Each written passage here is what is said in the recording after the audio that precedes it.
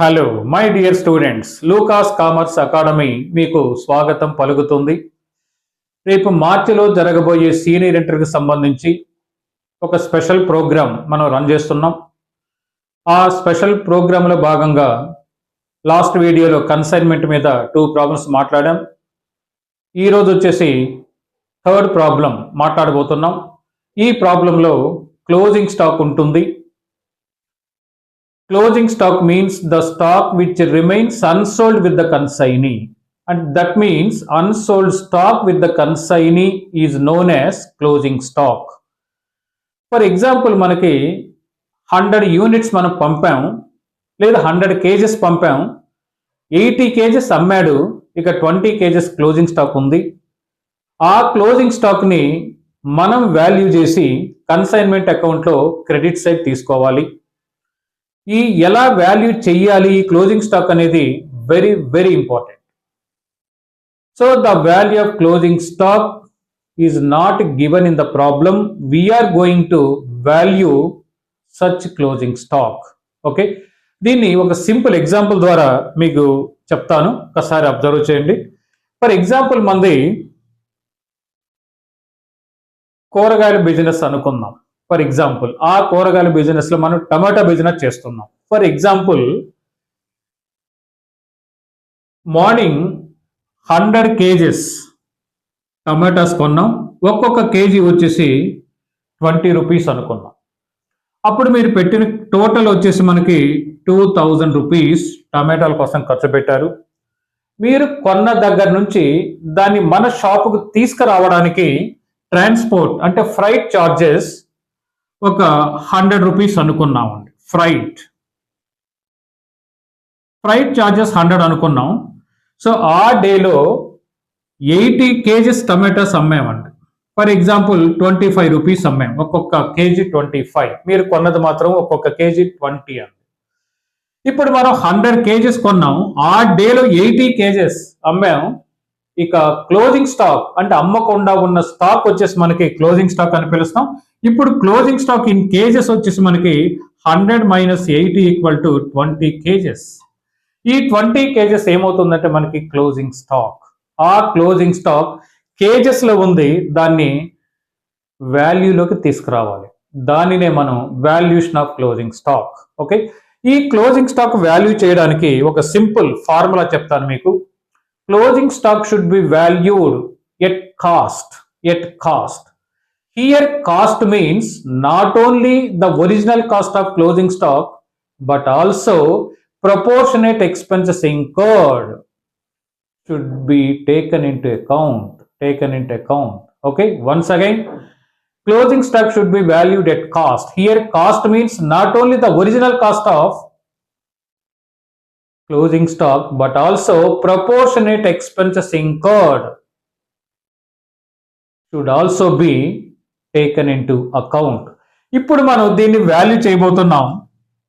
దీన్ని మనం వచ్చేసి valuation of closing stock. So valuation of closing stock. So ఎలా వాల్యూ చేస్తాం ఒక్కసారి చూడండి ఇక్కడ. సో క్లోజింగ్ స్టాక్ మనకు 20 కేజెస్ మిగిలాయి. దాని ఒరిజినల్ కాస్ట్ 20 కేజెస్, ఒక్కొక్క కేజీ 20 కొన్నాం, ఈక్వల్ టు 400 రూపీస్. అంటే దీన్ని original cost of closing stock. అంటే క్లోజింగ్ స్టాక్ ఇక్కడ మనకి 400 కాదండి, ప్లస్ ప్రపోర్షనేట్ ఎక్స్పెన్సెస్ మనకి ఫ్రైట్ పెట్టామండి. ఈ ఎక్స్పెన్సెస్ ఏమని పిలుస్తామంటే నాన్ రికరింగ్ ఎక్స్పెన్సెస్ అంటాం. అంటే non recurring expenses means the expenses which are incurred only once on particular consignment. అంటే ఆ పర్టికులర్ ట్రాన్సాక్షన్ పై, ఆ పర్టికులర్ కన్సైన్మెంట్ పై ఒకే ఒకసారి పెట్టే ఖర్చులను ఏమని పిలుస్తామంటే నాన్ రికరింగ్ ఎక్స్పెన్సెస్. సో ఒక్కసారి చూడండి, ఆ టమాటాలు కొనడానికి అంటే టమాటాలు మన షాపు తీసుకురావడానికి ట్రాన్స్పోర్ట్ చార్జెస్ 100 రూపీస్ పే చేసాం. ఈ 100 రూపీస్ ఆ పర్టికులర్ కన్సైన్మెంట్ పై ఒకే ఒకసారి పెట్టగలం, రెండోసారి పెట్టలేమండి. కాబట్టి అలాంటి ఖర్చును ఏమని పిలుస్తామంటే నాన్ రికరింగ్. ఆ నాన్ రికరింగ్ ఎక్స్పెన్సెస్ ను కూడా మనం లెక్కలోకి తీసుకోవాలి. Add freight. ఈ ఫ్రైట్ వచ్చేసి మనకి 100 రూపీస్. ఈ 100 రూపీస్ ఫ్రైట్ పే చేశారమ్మా. ఎన్ని కిలోలకు పే చేశారంటే 100 కేజెస్ కి 100 రూపీస్ ఇచ్చారు. 1 కిలోకి 1 రూపీ పడింది. మీ దగ్గర క్లోజింగ్ స్టాక్ వచ్చేసి 20 కేజెస్.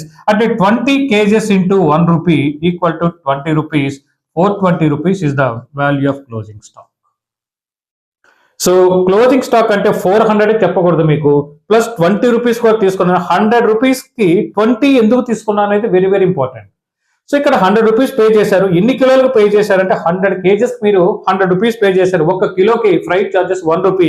మీ దగ్గర క్లోజింగ్ స్టాక్ ఎన్ని కేజెస్ ఉన్నాయంటే 20 కేజెస్ ఉన్నాయి, ఇంటూ 1 రూపీ చొప్పున 20 రూపీస్, అప్పుడు 420 వచ్చేసి క్లోజింగ్ స్టాక్. ఈ క్లోజింగ్ స్టాక్ కన్సైన్మెంట్ అకౌంట్ లో వచ్చేసి credit side by stock on consignment account అని 420 తీసుకుంటాం. ఓకే, సో దీన్ని ఒక సింపుల్ ఫార్ములా ద్వారా తీసుకొస్తాను మీకు. ఒక్కసారి చూడండి. Closing stock equal to total cost of goods consigned. Total cost of tomatoes మనకు వచ్చేసి 2000 rupees plus non recurring expenses, అంటే నాన్ రికరింగ్ ఎక్స్పెన్సెస్ కేవలం మనకు వచ్చేసి 100 by total quantity of purchases. అంటే ఎన్ని కిలోలు మీరు ఇక్కడ కొన్నారంటే 100 కిలోలు కొన్నారు, into quantity of closing stock వచ్చేసి 20.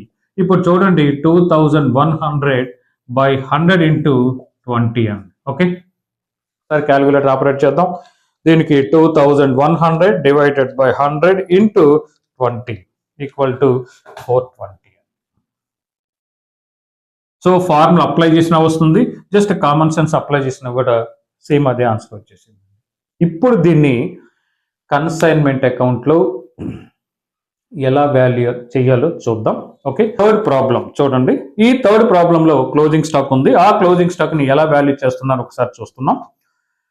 బీస్ of Nellore consigned 500 cycles of ₹600 each to Prasad of Tirupati on consignment. పై ప్రాబ్లం లాగా ఉంది. B's paid ₹12,000 as freight and insurance in transit. On receiving the consignment, Prasad sent 1 lakh as advance in the form of bill drawn on him for 3 months. This bill was discounted by B at 12% per annum. Prasad sent account sales with the following particulars. So మనం 500 cycles పంపాము. ఒక్కొక్క cycle వచ్చేసి 600 rupees చెప్పాడు, అంటే 3 lakhs. Consignor expenses 12,000 అయింది. Consign advance bill రూపాయన మనకి 1 lakh వచ్చింది. ఆ 1 lakh ని మనం బ్యాంకులో డిస్కౌంట్ చేసుకున్నాం. This bill was discounted at 12% discount చేసుకున్నాం. Prasad sent account sales with the following particulars. 400 cycles sold at ₹1000 each. వాడు అమ్మింది 400 సైకిల్స్ అమ్మాడు, మనం పంపింది వచ్చేసి 500 సైకిల్స్. సో 500 లో అమ్మింది 400 తీసిస్తే closing stock in cycles in quantity 100 అవుతుంది. ఆ 100 ఇప్పుడు మనం వాల్యూ చేయబోతున్నాం. తర్వాత అన్లోడింగ్ ఎక్స్పెన్సెస్ అండ్ ఫ్రైట్, ఈ 2 ఖర్చులు ఎవరు పెట్టారంటే కన్సైని పెట్టాడు. తర్వాత సాలరీస్ అండ్ గోడౌన్ రెంట్ వచ్చేసి 4000 ఉంది. Commission 10% on sales. Prepare necessary ledger accounts in the books of consignor. ఇక్కడ కన్సైనార్ ఎవరంటే మనకు వచ్చేసి బి, అంటే books of B. Title already మనం పెట్టేశాం. బుక్స్ ఆఫ్ బి లో మనం కన్సైన్మెంట్ అకౌంట్ వేస్తాం. Goods and on consignment account అయిపోతున్నాం. కన్సైనీ అకౌంట్ కూడా వేస్తున్నాం. సో కన్సైనీ నేమ్ మనకు వచ్చేసి ఇక్కడ ప్రసాద్. సో కన్సైనీ వచ్చేసి ప్రసాద్ అకౌంట్. ఓకే, సో ఇప్పుడు ఈ ప్రాబ్లం ఫస్ట్ మనం చేయాల్సింది ఏంటంటే valuation of closing stock.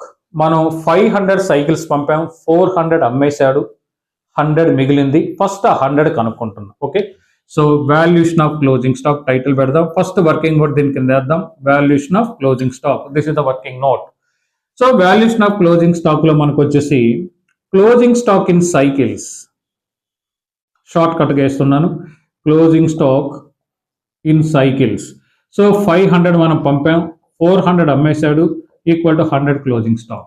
So దీన్ని విడగొట్టే పని అయితే నంబర్ ఆఫ్ సైకిల్స్ సెంట్ లేదా number of cycles consigned 500 less number of cycles sold 400 తీసేగా 100 వస్తుంది. ఆ 100 వచ్చేసి క్లోజింగ్ స్టాక్ ఇన్ సైకిల్స్, అంటే ఒక లైన్ లో నేను తీసుకొచ్చేసాను. ఇప్పుడు ఈ 100 సైకిల్స్ మనం దేంట్లోకి మారుస్తున్నాం అంటే వాల్యూలోకి మారుస్తాం. సో వాల్యూలోకి మార్చేటప్పుడు ఇందాక చెప్పిన స్టెప్ వైజ్ చేయడం ఒక మెథడ్, డైరెక్ట్ ఫార్ములా అప్లై చేయడం ఇంకొక మెథడ్. ఇక్కడ డైరెక్ట్ ఫార్ములా అప్లై చేద్దాం. ఇప్పుడు మనకు ఫార్ములా వచ్చేసి so closing stock equal to total cost of goods consigned. Okay, so total cost of goods consigned plus non recurring expenses non recurring expenses of consignor and consignee అని ఇద్దరే తీసుకుంటామండి. Next తర్వాత మనకు వచ్చేసి by total quantity sent, total quantity sent into quantity of closing stock, quantity of closing stock. This is the formula for valuation of closing stock. Once again చూడండి, closing stock equal to total cost of goods consigned. మీరు కన్సైన్కి goods పంపిస్తారు, ఎంతైతే total cost పంపారో దాన్ని లెక్కలోకి తీసుకుంటాను, plus non recurring expenses of consignor and consignee. This is the very very important.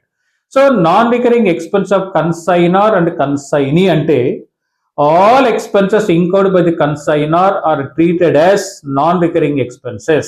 పదం చూడండి ఇక్కడ, non recurring expenses. Non recurring expenses or direct expenses అని కూడా పిలుస్తాం. Non recurring or direct expenses means the expenses which are incurred only once on particular consignment. ఆ particular consignment పై ఒకే ఒకసారి పెట్టగలిగే ఖర్చులను మాత్రమే నాన్ రికరింగ్ గా తీసుకుంటున్నాం. సో రిపిటేటివ్ ని మాత్రం నాన్ రికరింగ్ గా తీసుకోకూడదు.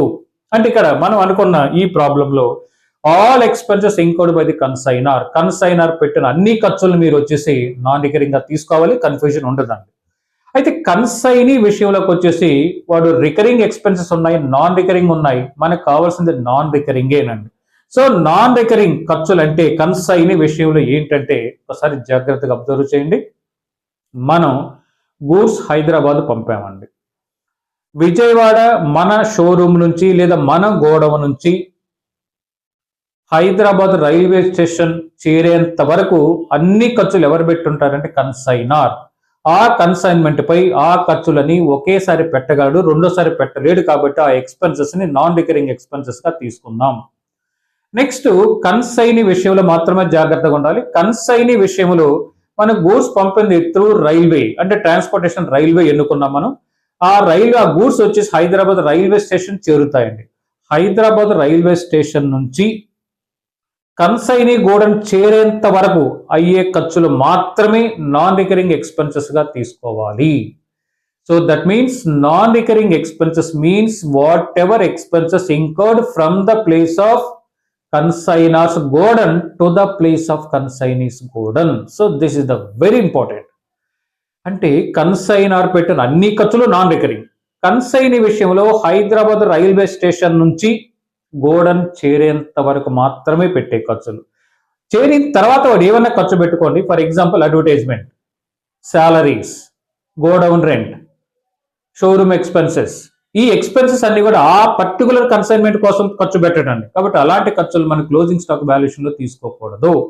మనం ట్రాన్స్పోర్టేషన్ రైల్వే ఎన్నుకున్నాం కాబట్టి హైదరాబాద్ రైల్వే స్టేషన్ నుంచి గోడౌన్ చేరేంత వరకు అంటే ఇక్కడ ఏం ఖర్చులు ఉంటాయి మనకు వచ్చేసి అన్లోడింగ్ ఉంటుంది, లోడింగ్ ఉంటుంది, ట్రాన్స్పోర్టేషన్ ఉంది, మళ్ళీ అక్కడ గోడౌన్ చేరిన తర్వాత అన్లోడింగ్ ఉంటుంది. అన్లోడింగ్ గూడ్స్ గోడౌన్లో చేరిపోతాయి. ఆ చేరేంత వరకు పెట్టే ఖర్చులు మాత్రమే నాన్ రికరింగ్ గా తీసుకోవాలి. చేరిన తర్వాత పెట్టే ఖర్చులు మాత్రం నాన్ రికరింగ్ గా తీసుకోకూడదు. దిస్ ఇస్ వెరీ ఇంపార్టెంట్ అండి. అంటే ఇక్కడ నాన్ రికరింగ్ కన్సైన్ విషయంలో జనరల్గా ఏముంటాయంటే loading and unloading freight charges అండి. అదే కన్సైనీ ఖర్చుల విషయంలో గోడౌన్ రెంట్ ఇస్తాడు, అడ్వర్టైజ్మెంట్ ఇస్తాడు, నెక్స్ట్ ఎలక్ట్రిసిటీ ఇస్తాడు, శాలరీస్ ఇస్తాడు. ఇలాంటి ఖర్చులు ఏవి కూడా క్లోజింగ్ స్టాక్ లో తీసుకోకూడదు. So this is the very important. ఒకవేళ మనం ఫ్లైట్ ద్వారా గూడ్స్ పంపామనుకున్నాం, హైదరాబాద్ ఎయిర్పోర్ట్ నుంచి గోడౌన్ చేరేంత వరకు అయ్యే ఖర్చుల్ని లెక్కలోకి తీసుకుంటాం, ప్రపోర్షనేట్ గా పూర్తిగా తీసుకోకూడదు. అదేవిధంగా బస్ ట్రాన్స్పోర్ట్ ద్వారా పంపాం, బస్ డిపో నుంచి కన్సైనీ గోడౌన్ చేరేంత వరకు. కొన్ని షిప్ ద్వారా పంపాం, ఆ పోర్టు నుంచి గోడౌన్ చేరేంత వరకు అయ్యే ఖర్చులు మాత్రమే నాన్ రికరింగ్ ఎక్స్పెన్సెస్ అవుతాయి. ఆ నాన్ రికరింగ్ ఎక్స్పెన్సెస్ ని ప్రపోర్షనేట్ గా తీసుకోబోతున్నాం. So this is the very very important. By total quantity sent 500 cycles పంపాం into quantity of closing stock వచ్చేసి 100.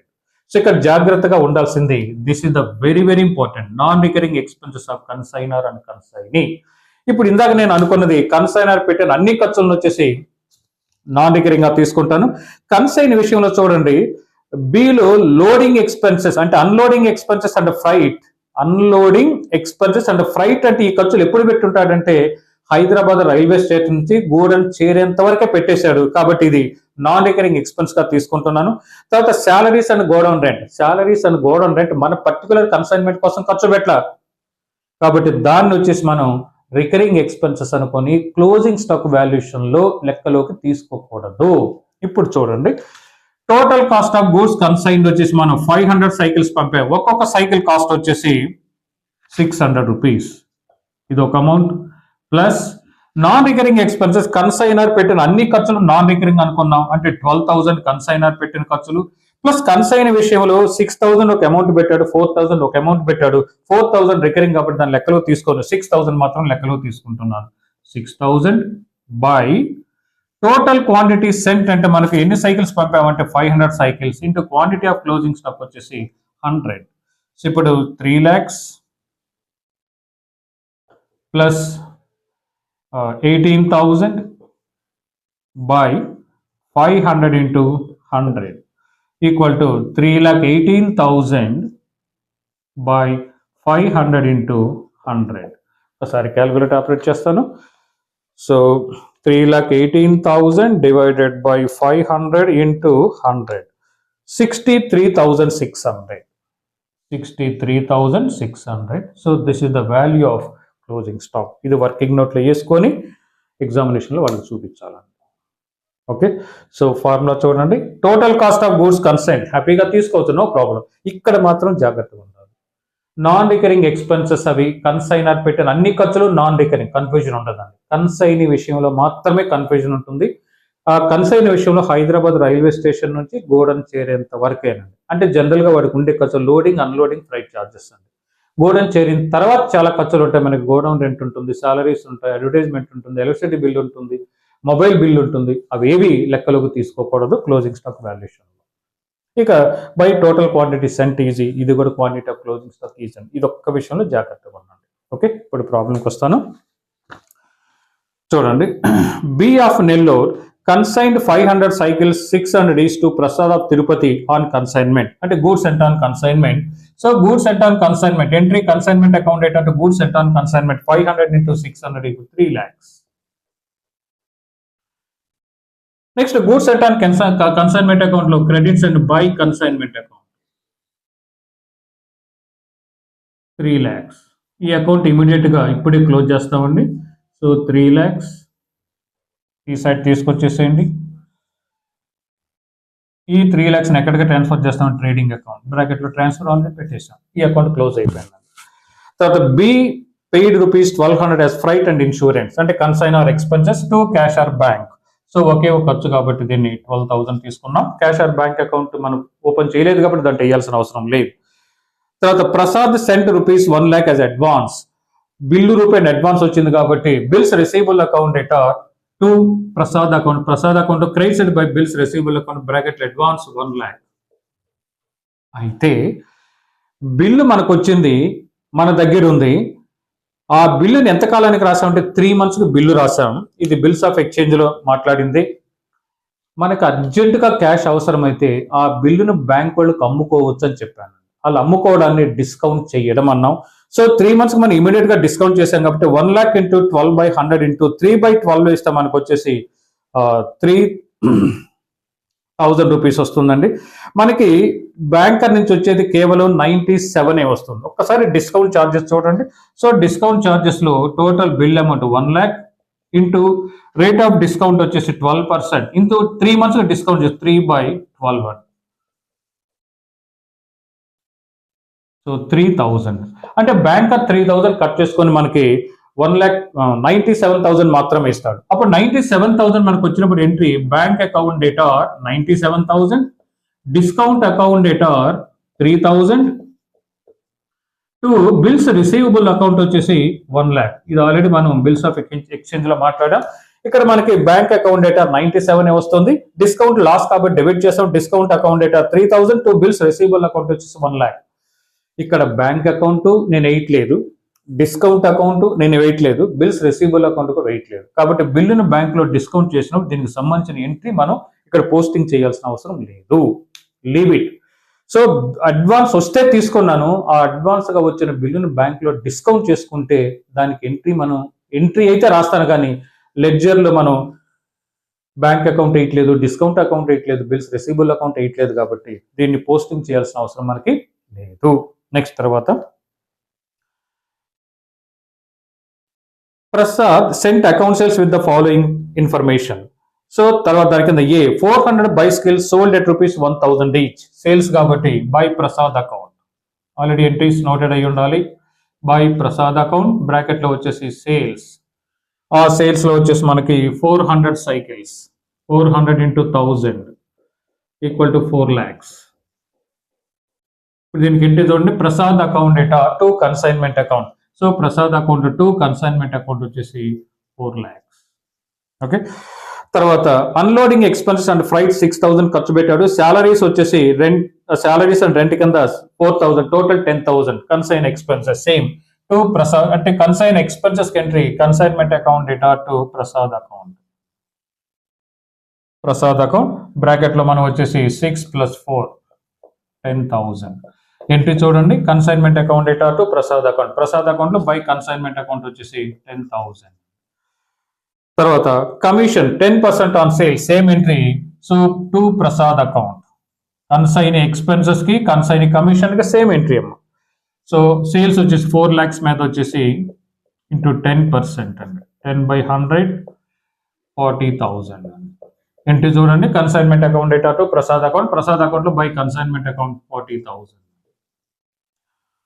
తర్వాత prepare the necessary ledger account in the books of consignor.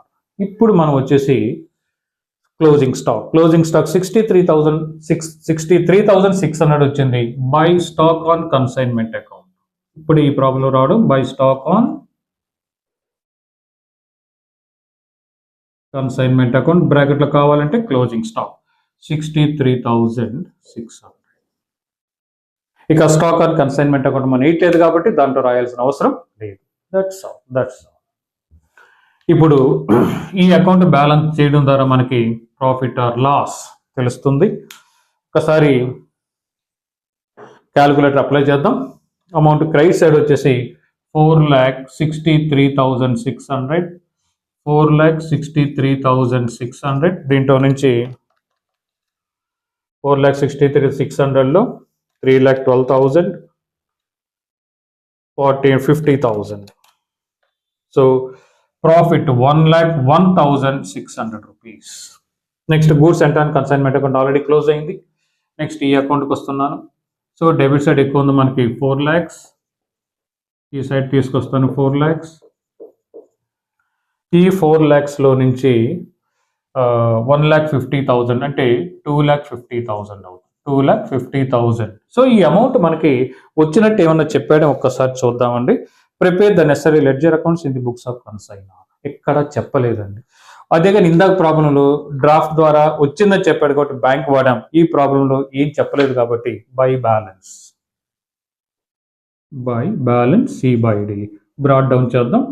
To balance B/D 2,50,000.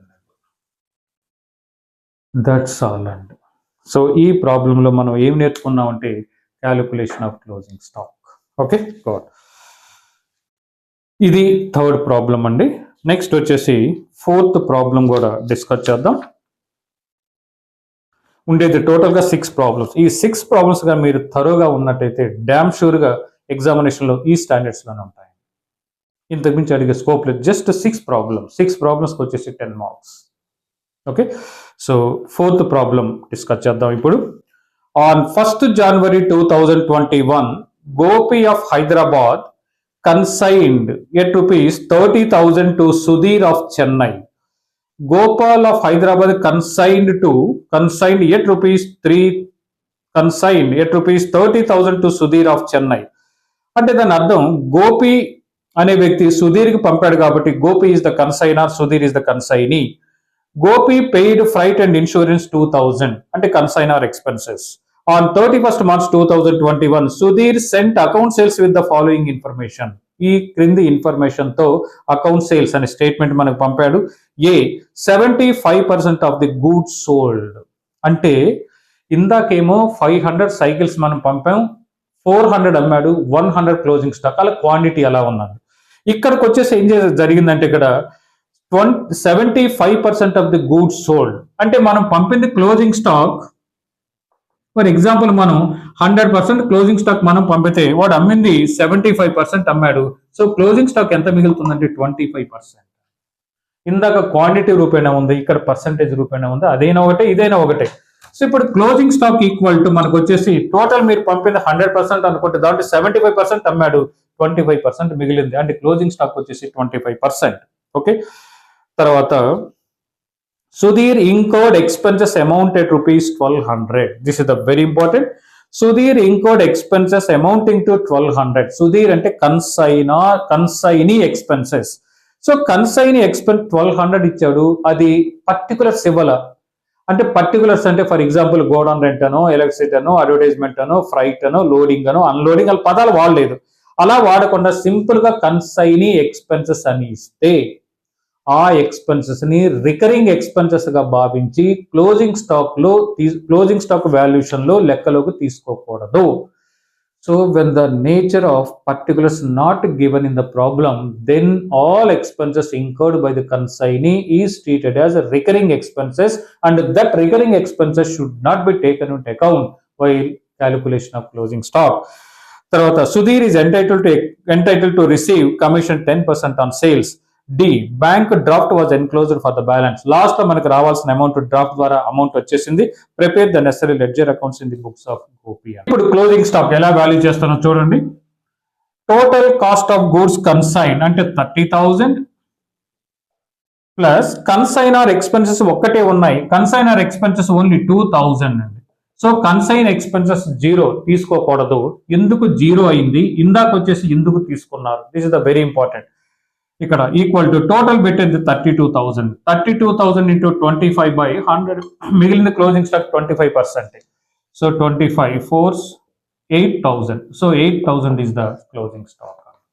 Okay, ఇందాకది model quantity వచ్చింది, ఇక్కడ quantity లేకుండా percentage వచ్చింది. అప్పుడు వచ్చేసి total cost of goods consign plus non recurring expenses 2,000 plus 0, అప్పుడు టోటల్ 32,000 ఇంటూ మిగిలింది 25% కాబట్టి 25/100 తీసుకుంటే క్లోజింగ్ స్టాక్ వచ్చేసి 8,000. ఇక ప్రాబ్లం చేయడం వచ్చేసి డెడ్ ఈజీ, ప్రాబ్లం ఏం లేదండి. ఒక్కసారి ఫాస్ట్ గా చేసేద్దాం చూడండి ఒకసారి. సో టు కన్సైన్మెంట్ పై గూడ్స్ పంపినప్పుడు ఎంట్రీ మనకు తెలుసు, consignment account data to goods sent on consignment account 30,000. Goods sent on consignment account లో క్రెడిట్ సైడ్, ఈ అకౌంట్ ఇప్పుడే క్లోజ్ చేద్దాం. 30,000 ట్రేడింగ్ అకౌంట్ వచ్చేసి 30,000. ఓకే, నెక్స్ట్ తర్వాత మనకు వచ్చేసి కన్సైనర్ ఎక్స్పెన్సెస్ టు బ్యాంక్ ఎంత ఖర్చు పెట్టాడు, 2,000 పెట్టేశాడు. ఇక సేల్స్ వచ్చేసి మనకి పేరు by Sudheer account, journal entries idea ఉండాలి. సుధీర్ అకౌంట్ వచ్చేసి 30,000. సేల్స్ కి ఎంట్రీ చూడండి, Sudheer account data to consignment account, ఇక్కడ సుధీర్ అకౌంట్ రాద్దాం. టు కన్సైన్మెంట్ అకౌంట్ వచ్చేసి 30,000 అండి. ఓకే, తర్వాత సుధీర్ 2 రకాలు ఒకే ఖర్చు పెట్టాడు. సుధీర్ ఇంకోటి expenses amount ₹1200 to Sudheer account. Okay, Sudheer account వచ్చేసి 1200. ఇప్పుడు సుధీర్ అకౌంట్ లో క్రెడిట్ సైడ్ వచ్చేసి బై కన్సైన్మెంట్ అకౌంట్, అడ్వాన్స్ లేదు కాబట్టి అడ్వాన్స్ ప్రాబ్లం లేదు. ఇక్కడ వచ్చేసి బై కన్సైన్మెంట్ అకౌంట్ వచ్చేసి 1200. ఓకే, నెక్స్ట్ కన్సైనీ కమిషన్ వచ్చేసి మనకి 10% on sales. So to Sudheer account bracket లో కావాలంటే కమిషన్ 30,000 మీద 10% అండి, 10/100. సో 3,000 ఇంటి చూడండి consignment account data to Sudheer account credit side by consignment account వచ్చేసి 3,000 అండి. తర్వాత ఇక bank dot was enclose, problem అయిపోయిందండి. ఒకసారి బ్యాలెన్స్ తెలుస్తాం, ఒక్కసారి చూడండి. లాస్ట్ క్లోజింగ్ స్టాక్ వేయాలి, మనం క్లోజింగ్ స్టాక్ ఇప్పుడు వేద్దాం. ఎంట్రీ 8,000 క్లోజింగ్ స్టాక్ వచ్చింది. Stock on consignment account data to consignment account by stock on consignment closing stock వచ్చేసి 8,000. ఇప్పుడు బ్యాలెన్స్ క్రెడిట్ సైడ్ టోటల్ చేస్తే 38,000. సో 38,000, ఈ 38,000 లో నుంచి మైనస్ 32,000, 1,200, 3,000 అండి. 1,800 వచ్చేసి మనకి profit. Goods sent on consignment already over. Next consignee అకౌంట్కి వస్తున్నాను. టోటల్ గా మనకి 30,000 రావాలి. మనం ఇవ్వాల్సిన అమౌంట్ 2 అమౌంట్లు ఇవ్వాలి. సో 30,000. ఈ 30,000 లో నుంచి మనకి 2 అమౌంట్లు మనం ఇవ్వాలి కాబట్టి లెస్ అయిపోతున్నాం. ఒకటి వచ్చేసి 1,200, రెండోది 3,000. ఈ ప్రాబ్లంలో అడ్వాన్స్ లేదండి, 25,800. 25,800 అమౌంట్ వచ్చినట్టు చెప్పాడు కాబట్టి బై బ్యాంక్ అకౌంట్ వచ్చేసి బ్రాకెట్లో ఫైనల్ సెటిల్మెంట్. ఇది ఈ మోడల్. సో క్లోజింగ్ స్టాక్ వాల్యుయేషన్లో 2 ప్రాబ్లం చేసేంత వరకు రెండు మోడల్స్గా ఉన్నాయి. ఒకటేమో క్వాంటిటీలు ఇచ్చాడు, రెండోది వచ్చి పర్సంటేజ్లు ఇచ్చాడు, కానీ ప్రొసీజర్ మాత్రం వచ్చేసి సేమ్. Okay, so